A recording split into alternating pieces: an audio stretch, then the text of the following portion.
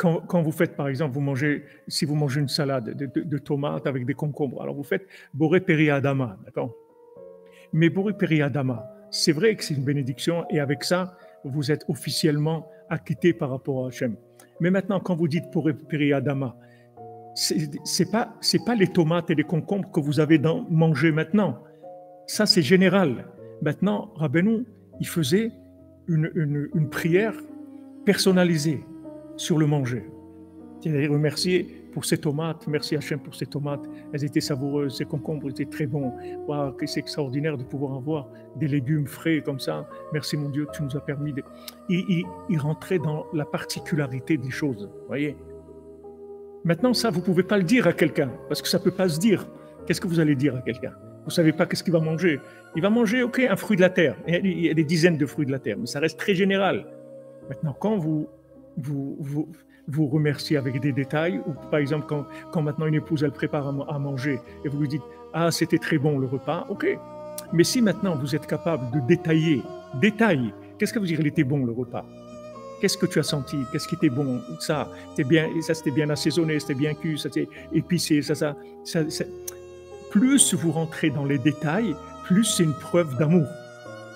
Plus vous détaillez, ça veut dire plus vous êtes liés. C'est la preuve du lien quand vous détaillez.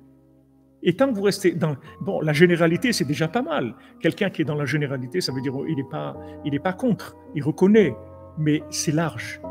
Avec ça, on ne va pas ramasser les nations. Ça, c'est OK. C'est bénédiction, on a mangé à la fin du repas. Merci mon Dieu pour le manger. Merci pour tout ce que tu m'as donné à manger, etc. Je te remercie. Mais maintenant, quand on... Voilà, au revoir. Au revoir, à la prochaine. On se verra à le prochain repas. Plus vous allez détailler la description, plus de détails, plus ça veut dire que vous sentez la présence divine. Vous êtes proche de Dieu, vous le sentez dans votre vie. Que c'est dans le détail du repas, de la boisson, de la table, de tout, chaque détail. La vaisselle, vous avez chaque détail.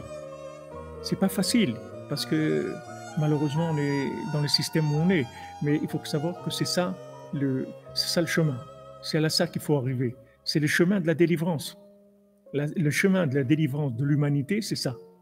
C'est quand vous arrivez à parler des tomates, des concombres, du sel, de la boisson, du thé, c'est ça le chemin de la délivrance. Les gens ils croient que c'est en haut. C'est pas en haut. C'est pas en haut, c'est en bas que ça se passe. Plus ça va en bas, plus c'est puissant, plus ça délivre.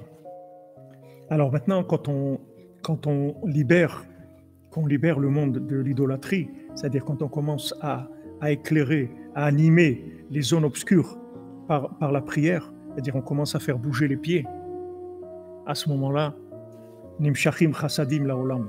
Et à ce moment-là, il y a de la bonté qui vient dans le monde. Vous voyez, la bonté, elle vient dans le monde. La bonté, elle vient quand on a invité Dieu dans notre intimité, dans les détails de notre vie. C'est ça qui amène la bonté d'Hachem dans le monde. Va'az haraglim em beprinat chasdei David aneemanim. Raglé chassidav. À ce moment-là, les pieds, ils deviennent, comme c'est écrit dans Shmuel, Raglé chassidav. Les pieds de ces chassidim, mais qui veut dire aussi les pieds de ces chassadim aussi. Les pieds de la bonté d'Hachem. C'est-à-dire au lieu que maintenant les pieds, ça soit un endroit de Avodah Zarah, que ce soit un endroit d'idolâtrie, ça devient un endroit de bonté d'Hachem. Puisque maintenant j'ai invité Hachem dans les pieds de ma vie, c'est-à-dire dans les détails de ma vie, alors ça devient des endroits de bonté. Ces endroits obscurs, ça devient des endroits de bonté. Hainu sheraglaim na'asot prinat chassadim. Les pieds, ça devient de la bonté. Hainu prinat akatuv chasdei David aneemanim.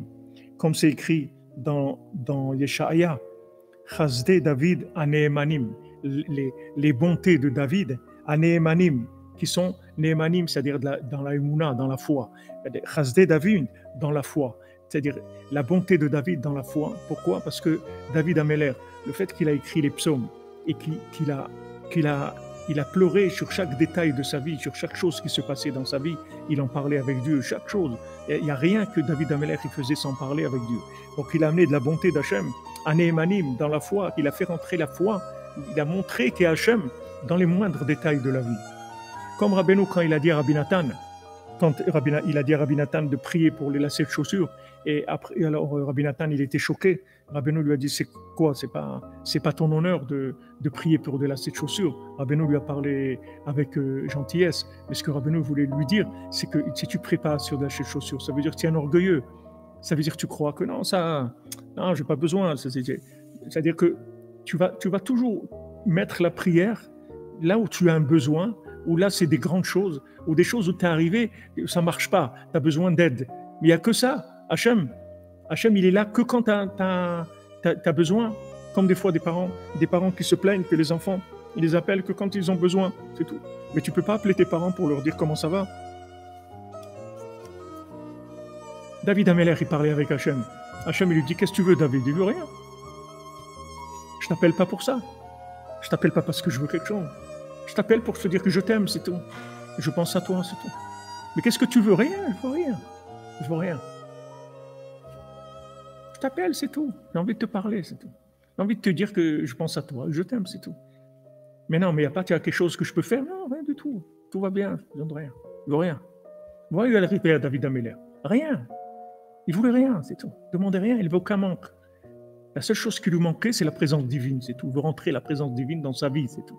Mais il ne veut pas, comme il disait Ravelovitch à la Vachalom, Hachem, ce n'est pas un distributeur, ce n'est pas un caspomat. Ce n'est pas un distributeur de choses qui te manquent. Il te manque, alors tu commences à dire Hachem, il me manque ça, et j'ai besoin de ça, et j'ai besoin de l'autre. Et la liste des besoins. Hachem, il voudrait que rentrer dans ta vie de manière à ce que tu lui parles naturellement. Naturellement. Pas besoin de faire du cinéma, il n'y a pas besoin de faire du protocole. Simple, tu parles avec lui, c'est tout. Voilà où Hachem il veut.